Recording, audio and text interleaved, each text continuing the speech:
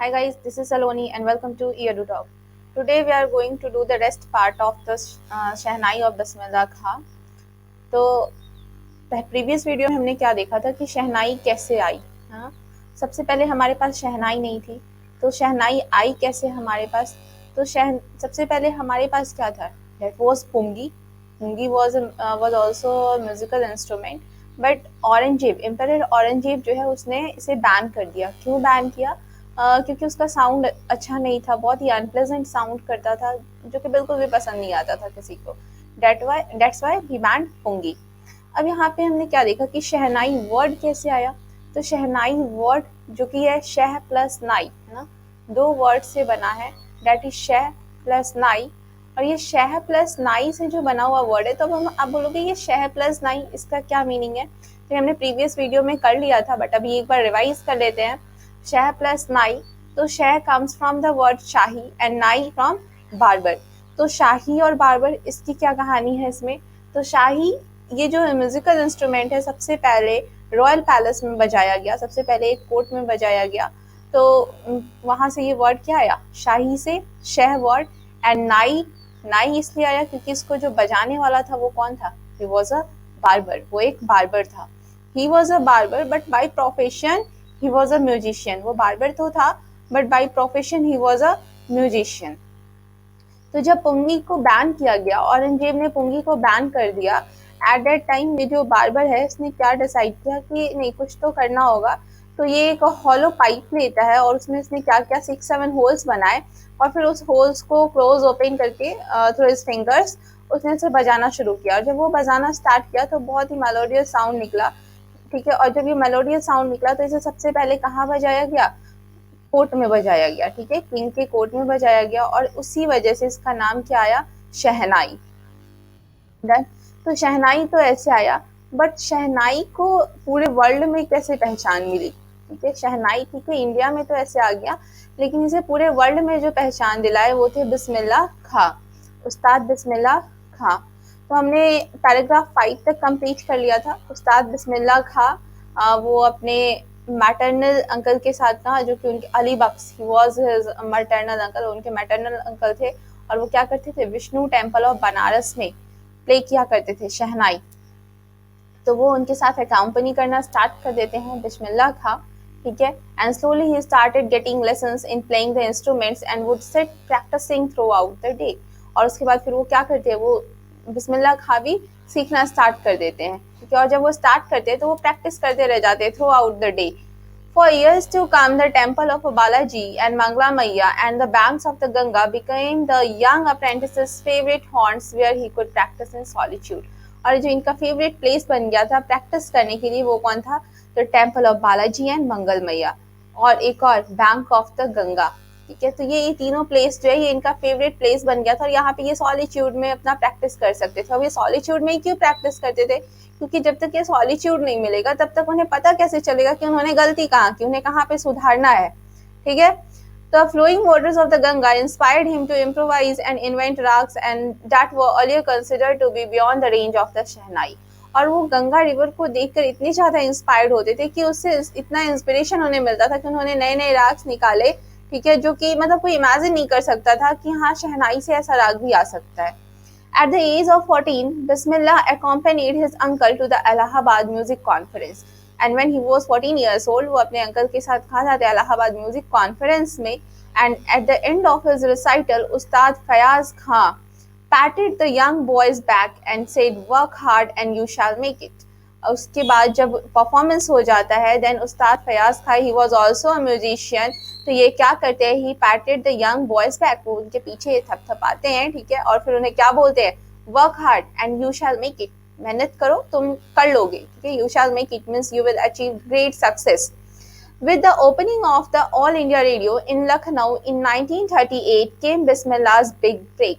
And in 1938 में all India radio का opening होता है इन लखनऊ में ऑल इंडिया रेडियो का ओपनिंग होता है।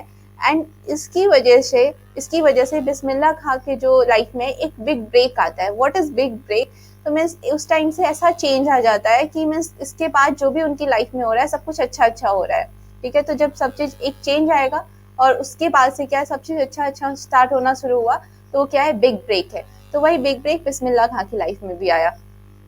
He soon became an often heard shehnai player on radio. तो अब ये कैसे हुआ इनके लिए big break?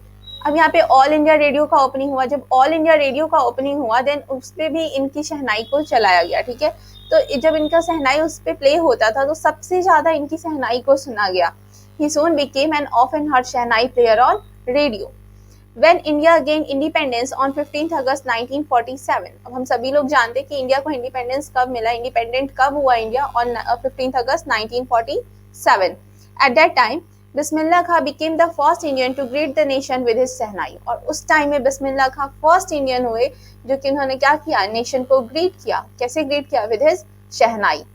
He poured his heart out into राग काफी from the Red Fort to an audience। और ये क्या करते हैं, वो अपने मतलब पूरे फुल इमोशन के साथ राग काफी प्ले करते हैं। कौन सा राग? तो राग काफी from the Red Fort to an audience. और रेड फोर्ट से ये प्ले करते हैं और किसके लिए? वहां पे फिर बहुत सारे ऑडियंस भी है और उस ऑडियंस में महात्मा गांधी और पंडित जवाहरलाल नेहरू भी इंक्लूड है। Who later gave his famous Tryst with Destiny speech and after that, जब उनका शहनाई प्ले किया हुआ हो जाता है उसके बाद जवाहरलाल नेहरू अपना फेमस स्पीच देते हैं, that was Tryst with Destiny. Bismillah Khan has given many memorable performance both in India and abroad. अब ऐसा नहीं है कि बिस्मिल्लाह खां जो इंडिया में ही फेमस हुए, ठीक है, ये क्या कि ये अब्रॉड में भी जाके बहुत सारी मेमोरेबल परफॉर्मेंस दे चुके हैं। His first trip abroad was to Afghanistan, where King Zahir Shah was so taken in by the maestro that he gifted him priceless Persian carpets. और यहाँ पे क्या है, सबसे पहले जो उनका अब्रॉड का जो ट्रिप था वो कहाँ का था? वो उन्हें किंग जाहिर शाह बुलाते हैं, ठीक है, और वो कहाँ के थे? किंग अफगानिस्तान के। तो सबसे पहला अब्रॉड ट्रिप उनका अफगानिस्तान का था और उन्हें किंग जाहिर शाह बुलाते हैं और उन्हें क्या है, वो उनसे बहुत ज़्यादा इम्प्रेस्ड हो जाते हैं, उन्हें बहुत अच्छा लगता है।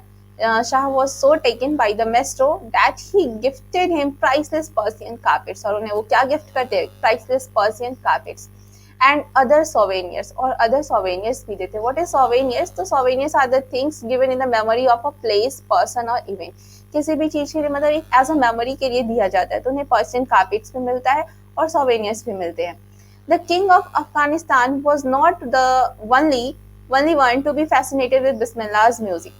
और ऐसा नहीं कि सिर्फ अफगानिस्तान के ही किंग थे जो कि उनके म्यूजिक से फैसिनेटेड थे, ऐसे बहुत सारे लोग थे जो कि बिस्मिल्लाह की म्यूजिक से फैसिनेटेड थे।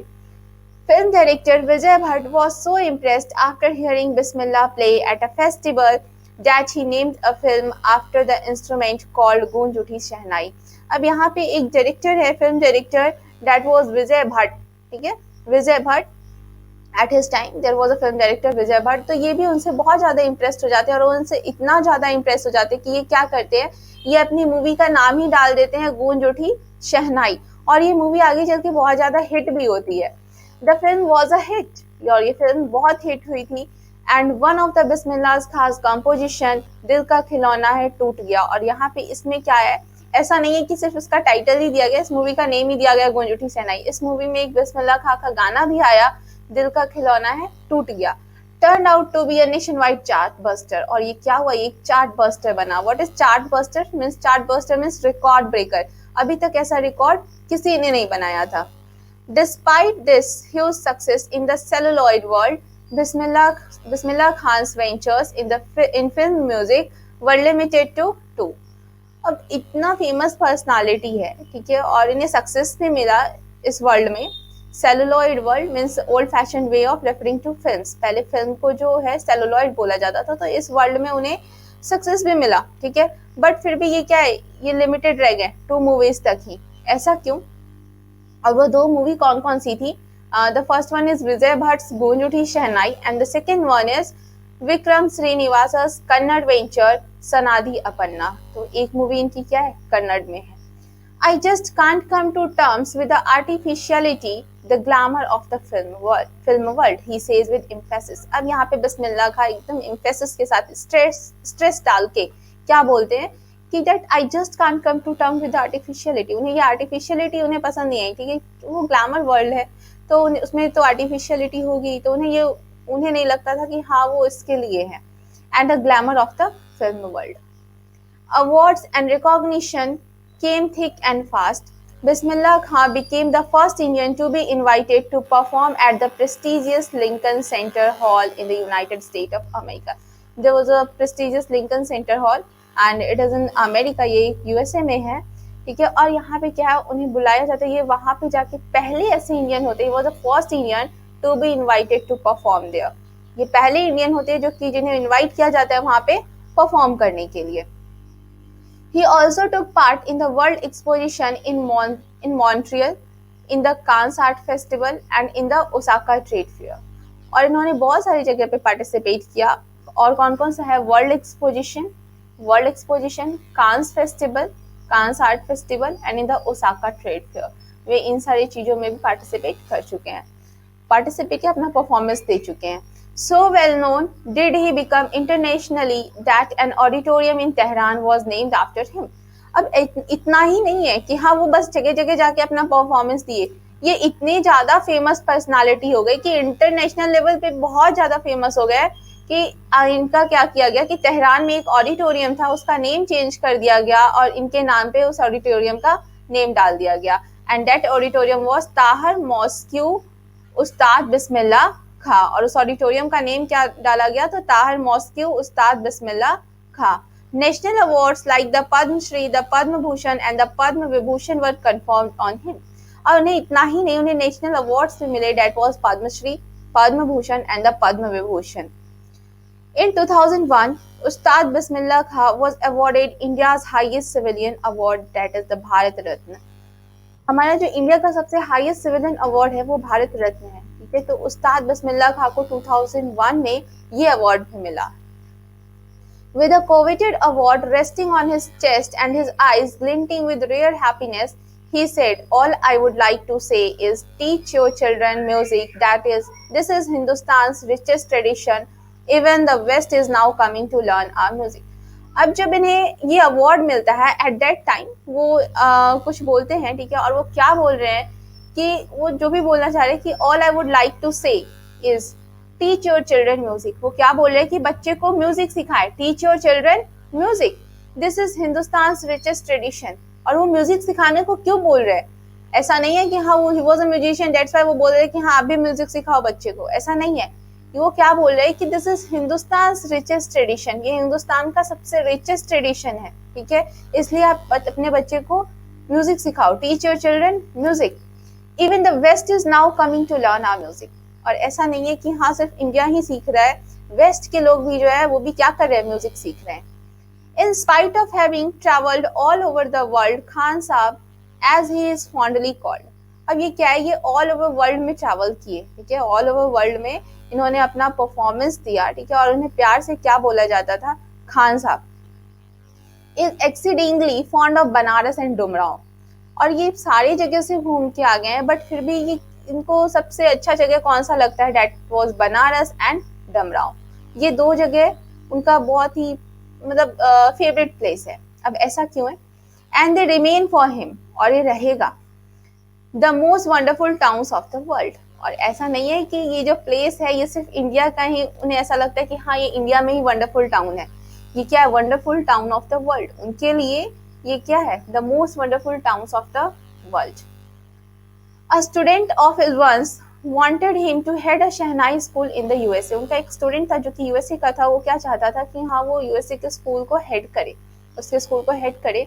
And the student promised to recreate the atmosphere of Banaras by replicating the temples there.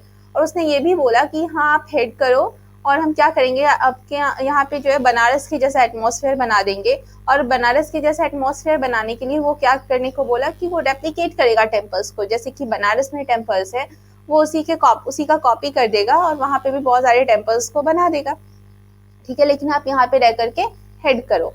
But Khan Sahab asked him if he would be able to transport river Ganga as well. लेकिन अब यहाँ पे खान साहब उससे क्या पूछते हैं कि क्या तुम रिवर गंगा को ला सकते हो यहाँ पे? जो रिवर गंगा बनारस में है क्या तुम उनसे लेके आ सकते हो यहाँ पर? अगर वो उसे लेकर चले जाता तो वो रह जाते, ठीक है। तो यहाँ पे ये सीधे इससे क्या हो रहा है, क्या पता चल रहा है कि खान साहब जो है वो ऐसा नहीं है कि हाँ उन्हें सारी फैसिलिटी मिल गई तो हाँ वो अब्रॉड ही रहना पसंद करेंगे। ऐसा नहीं था, वो अपने प्लेस से बहुत ही ज्यादा अटैच थे. That was Banaras and Dumraon. Later he is remembered to have said, "That is why whenever I am in foreign country, I keep yearning to see Hindustan." और अब वो क्या बोल रहे हैं कि जब भी वो किसी फॉरेन कंट्री में होते हैं तो उनका डिजायर क्या होता है कि हाँ वो हिंदुस्तान को देखे. ठीक है, जब वो फॉरेन कंट्री में है then he was desiring for Hindustan.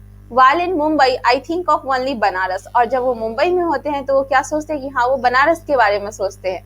And the Holi Ganga. And while in Banaras I miss the unique मठा of डमराव.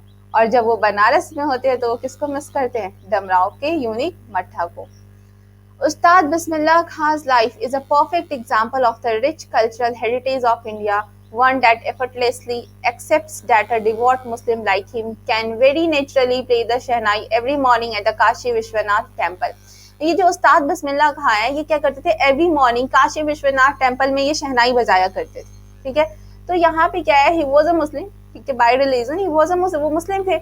लेकिन यहाँ पे हमारा जो इंडिया का जो कल्चर है, इंडिया जो है कल्चर में बहुत ही ज्यादा रिच है. ठीक है, तो इसका कल्चर ऐसा है कि कोई भी इसे एफर्टलेसली एक्सेप्ट कर सकता है. ठीक है, accept that a devout Muslim like him can very naturally play the shehnai every morning. He was a Muslim, वो मुस्लिम थे बट फिर भी वो क्या करते थे? वो टेम्पल में जाकर के शहनाई बजाते थे. वो रिवर गंगा से बहुत ज्यादा अटैच थे. तो ऐसा नहीं था कि हाँ वो मुस्लिम है तो वो रिवर गंगा को नहीं वो करेंगे, टेम्पल्स को नहीं मानेंगे, ऐसा कुछ नहीं था. ये हमारे इंडिया का कल्चर है. यहाँ पे हमारे सारे कल्चर्स देखने को मिलते हैं. इंडिया का जो कल्चर है वो सबसे ज्यादा यूनिक है. यहाँ पे कोई एक रिलीजन नहीं, सारे रिलीजन्स है. और बहुत सारे रिलीजन्स होना ये it is not enough. Religions तो है ही बट यहाँ पे क्या है, एक दूसरा रिलीजन जो है वो हर एक दूसरे को रिस्पेक्ट देता है. जैसा कि हमें यहाँ भी देखने को मिला. ही वॉज अ मुस्लिम, वो मुस्लिम थे लेकिन क्या उनका काम क्या था? वो काशी विश्वनाथ टेम्पल में जाके शहनाई बजाते थे. और ऐसा नहीं है कि कोई उन्हें रोकता भी था. ठीक है, तो यहाँ पे ये देखने को मिला कि शहनाई आई कैसे.